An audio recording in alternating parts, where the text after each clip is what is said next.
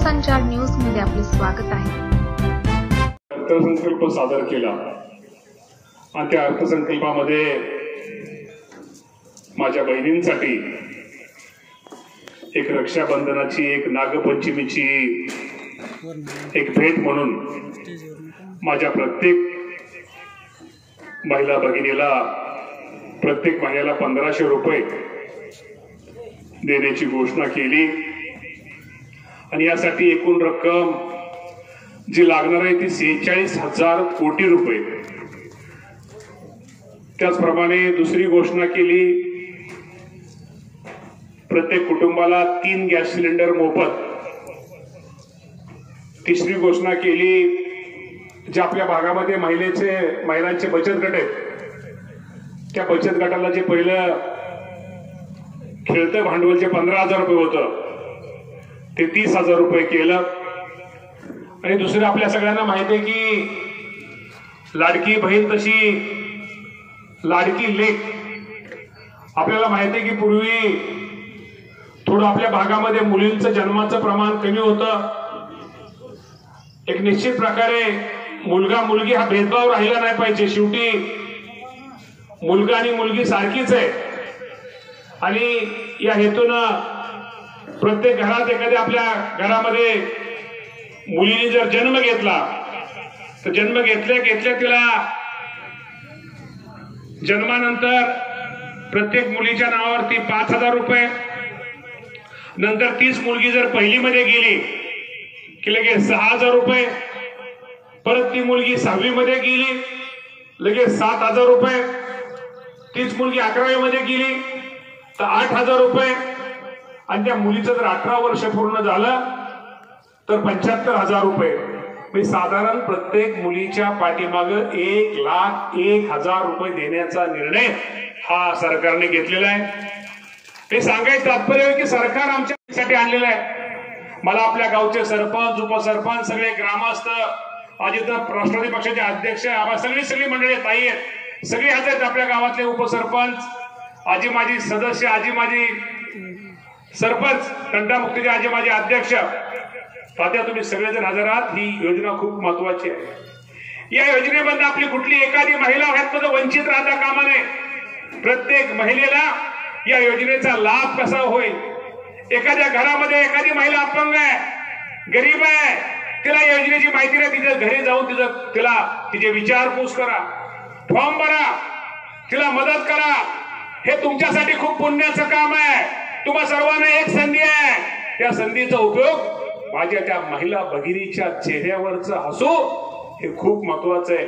त्यामुळे मला अंगणवाडी सेविका, मदतनीस, आशाताई वर्कर, आमच्या बचत गटाच्या महिला भगिनींना, CRP यांना विनंती करायची की जास्तीत जास्त गटाचे अध्यक्ष असतील या सर्वांनी जास्तीत जास्त आपल्या महिला भगिनींचं फॉर्म कसे आपल्याला भरता येतील, ही महिला भगिनी वंचित कशी राहणार नाही, ही सर्वांनी आपण सगळ्यांनी काळजी घ्यावी। खरं तर आजचा गुरुपौर्णिमेचा दिवस आहे।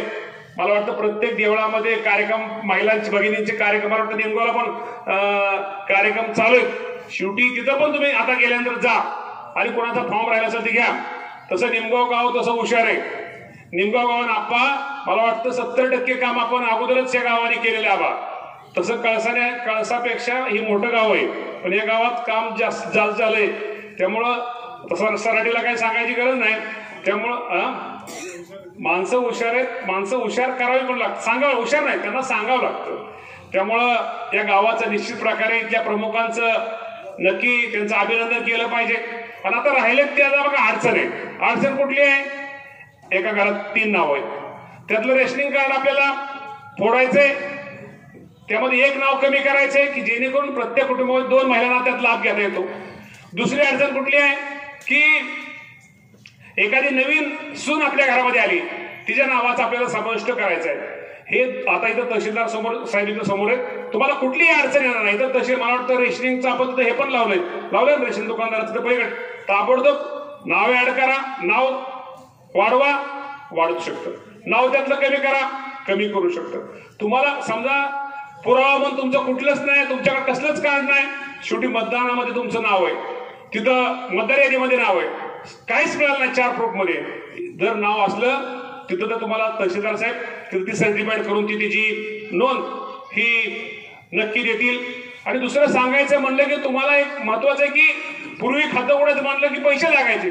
आता पीडीसीसी बँकेचे अधिकारी आहेत का? पीडीसीसी बँकेने तुम्हाला खातं उघडायला 1 रुपया पण लागणार नाही. एवढी चांगली योजना जिल्हा मध्यवर्ती बँकेने पण तुमच्या सगळ्यांसाठी आणलेली आहे. त्यामुळे आपण सर्वांनी या योजनेचा जास्तीत जास्त लाभ आपल्या भागातील कुठलीही महिला भगिनी यातनं कुठं राहणार नाही.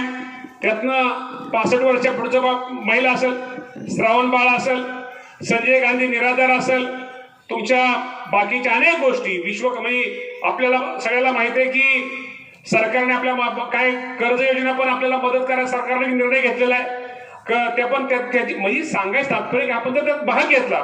आता युवकांसाठी आपल्या घरातल्या मुलांसाठी सुद्धा जर तो शिकत असेल, ITI असेल, 12वी जर शिक्षण असेल तर त्याला सुद्धा एक स्कॉलरशिप म्हणण्यात आपण टायफंड म्हणतो त्याप्रमाणे त्याला पण मदत करण्याचा निर्णय हा सरकारने निश्चित प्रकारे घेतलेला आहे. त्यामुळं आपण जर व्यवस्थित जर शांतपणे केलं, अनेक योजनेचा जर अभ्यास केला तर खरं आपल्याला खूप मोठा आधार या सरकारच्या योजनेचा आपल्या सगळ्यांना मिळणार आहे. त्यामुळे आपण सर्वांनी या योजनेमध्ये सर्वांनी भाग घ्यावा. शेवटी हे खूप पुण्याचं काम मगाशी मी सांगितल्याप्रमाणे की शेवटी आयुष्यामध्ये काय असतं, आनंद द्यायचा असतो आणि आनंद घ्यायचा असतो. त्यामुळं आनंद हा गोल असतो. आनंद आपण दुसऱ्या माणसाला जेवढा देऊ तोच आनंद उलटा 10 पट आपल्या कुटुंबाला मिळाल्याशिवाय राहत नाही. त्यामुळे जी महिला फॉर्म भरताना अडचण असेल, तिला काय हे असेल, भाभी कुठे गेले, भाभी तुम्ही सगळेजण तिथं तिच्यासाठी तुम्ही सगळ्यांनी प्रयत्न करा, तिचा फॉर्म भरा. बघा ती महिला आयुष्यभर तुम्हाला विसरू शकणार नाही. शेवटी मी तुम्हाला हे नेहमी सांगतोय, काम गरिबांची सेवा करण्याचं काम आहे. कदाचित मोठी माणसं श्रीमंत महिला एखादं काम केलं तर विसरतील, पण एखाद्या गरीब होतकरू महिला जिला गरज आहे त्या महिलेला जर आपण या फॉर्म भरताना मदत केली तर ही महिला तुम्हाला आयुष्यभर विसरणार नाही. आणि निश्चित त्याचा आपल्या परमेश्वर त्याला आपल्या स्वतःला फळ मिळाल्याशिवाय एक समाधान, एक संध्याकाळी झोपताना मी कुणाच तरी चांगलं केलं हे कुठेतरी आपल्या मनाला एक वाटेल. असं चांगलं काम आपल्या हातून निश्चित होईल अशी अपेक्षा आजच्या या माध्यमातून करतो. कारण निमगावकर इतके पुढचे, त्यांनी बरंच काम निमगाव पुढचे म्हणजे काम चांगलं केलं. म्हणजे पुढचं राजगुरू साहेब परत म्हणतात आम्ही पुढचं म्हणजे काय. त्यामुळं काम चांगलं असल्यामुळं गुरुजी असंच काम चांगलं ठेवा. शेवटी हेच असतं की आपण जेवढं लोकांनी हो का हे पण सांगतो, तुम्ही जेवढं काम करचाल सगळीच तुम्हाला काय चांगलं म्हणत नाही. लोक आता परमेश्वराला नावं ठेवतात. त्यामुळे लय पण आपलं प्रामाणिक राहायचं.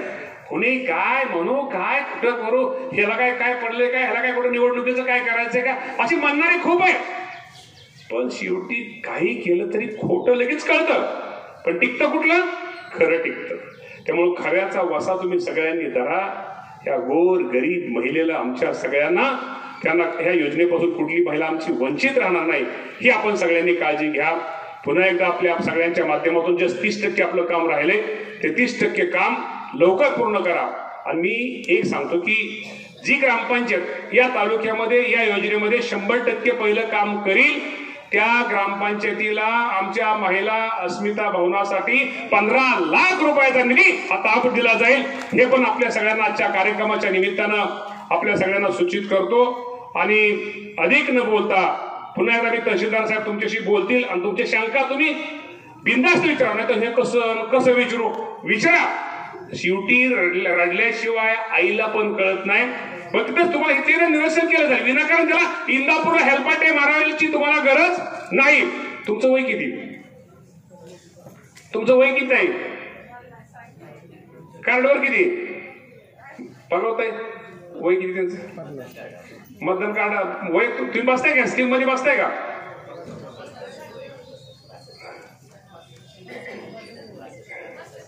बसतात, ठीक आहे, बसतात आहे, काही अडचण नाही. त्यामुळं पुन्हा एकदा आपल्या सगळ्यांचे आभार मानतो आणि थांबतो. धन्यवाद. जय हिंद, जय महाराष्ट्र. राज्यातील महत्त्वाच्या आणि आपल्या भागातील ताज्या बातम्या पाहण्यासाठी आजच आमच्या विश्वसंचार न्यूज YouTube